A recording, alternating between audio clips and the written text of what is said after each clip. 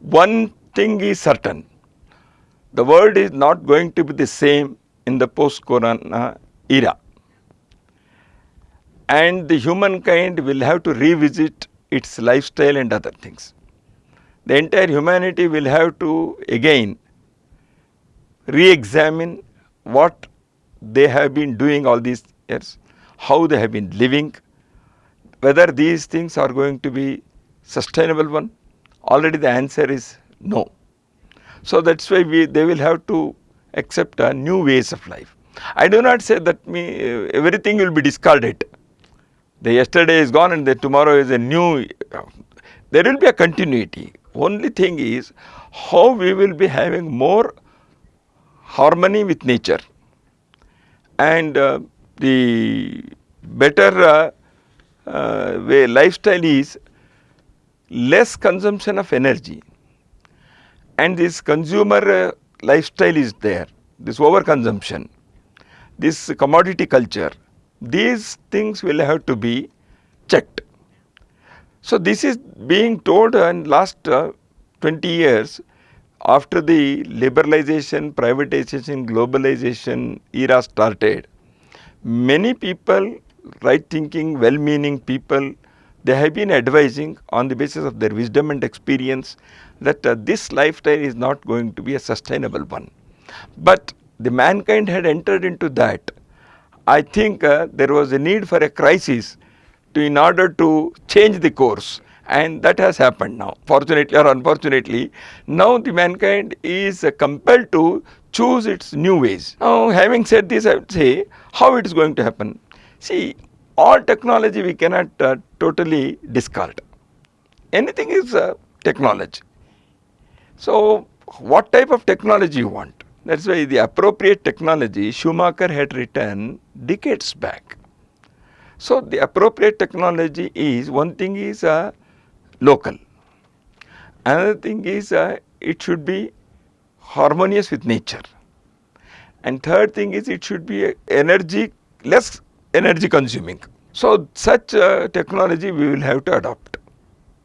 Deendayal Upadhyay ji said the technology that we adopt should be answering to three aspects or three questions. One is economy, another is ecology, and third is ethics. What is economy? The questions of economy is the technology that we should adopt should not take away the work from the hands of the people. You should give work to the hands of the people. The hands and minds of the people, human beings, if they are rusted and you produce things through only technology and machine, then the man gets reduced to a machine. So that's why you have to give work to hands. Another thing is it has another danger, that is of unemployment.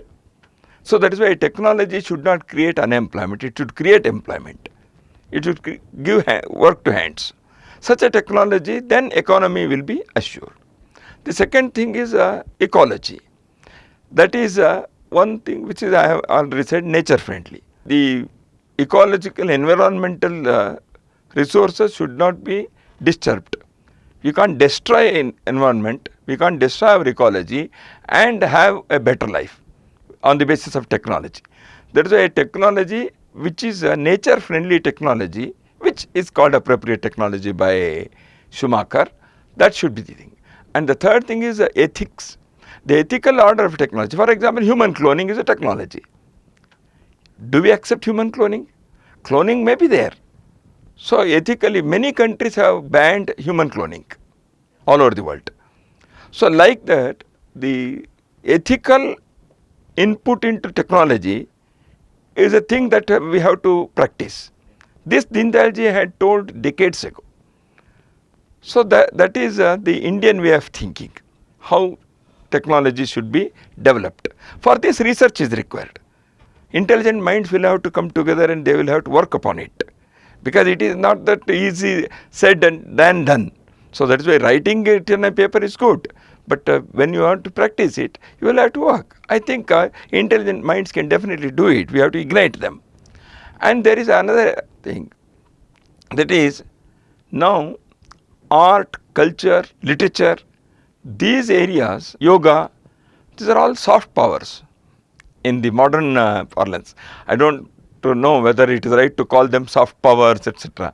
In any way, India as a civilization of 5,000 years or more has this tremendous civilizational resource and civilizational experience that can definitely provide succor to human mind, body, living, etc. anywhere in the world.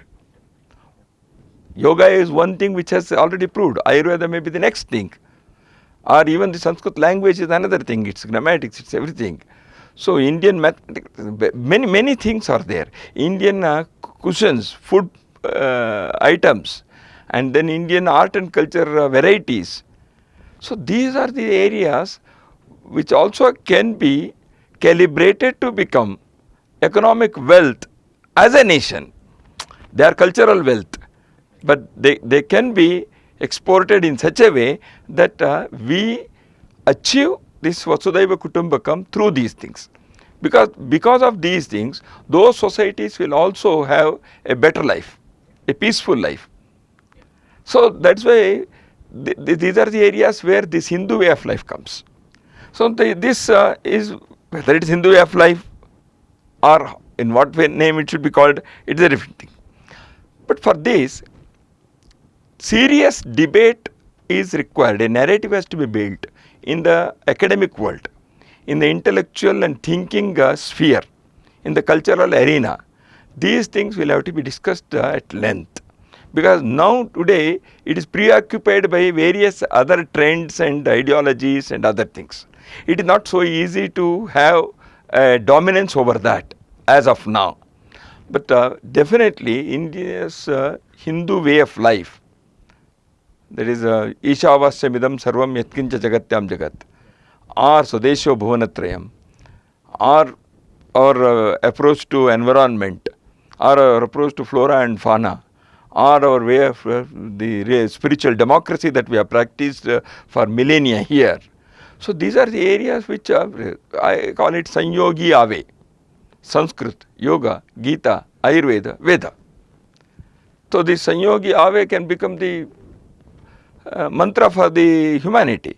So that's why I think these are the areas where we can definitely, in this context, I would like to quote Swami Vivekananda and Maharshi Aurobindo, etc. They have told umpteen number of times about the future leadership is going to be India's leadership. This is what Maharshi Aurobindo has also pronounced, Vivekananda also declared. A number of times you have heard. But I am going to quote two Westerners, Western thinkers, Arnold Toynbee. He said it's becoming increasingly clear that this chapter that had a Western beginning will have to have an Eastern ending if the humankind is not to end itself in self-destruction. And that Indian way will be the savior of humankind. This is what Arnold Toynbee has clearly said years ago.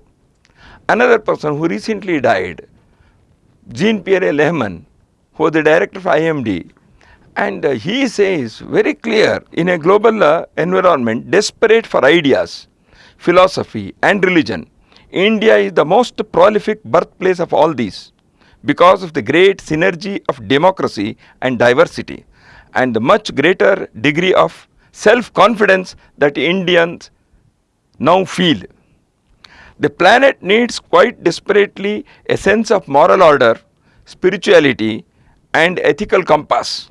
The Indian religious and philosophical traditions can provide a great deal of all these.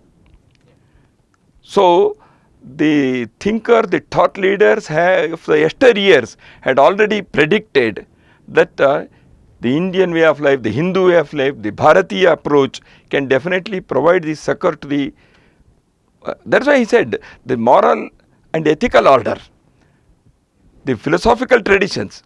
But that is not the only thing, that you need not preach only these things. How to practice it with a better life. So these things have to be now experimented here as a laboratory in India first. Because it is not enough that we have everything and we are going to provide. No. Unless we have enough research, we have enough experimentation, we have enough confidence to practice for ourselves and then to give to the world, then definitely I think world is ready to embrace it.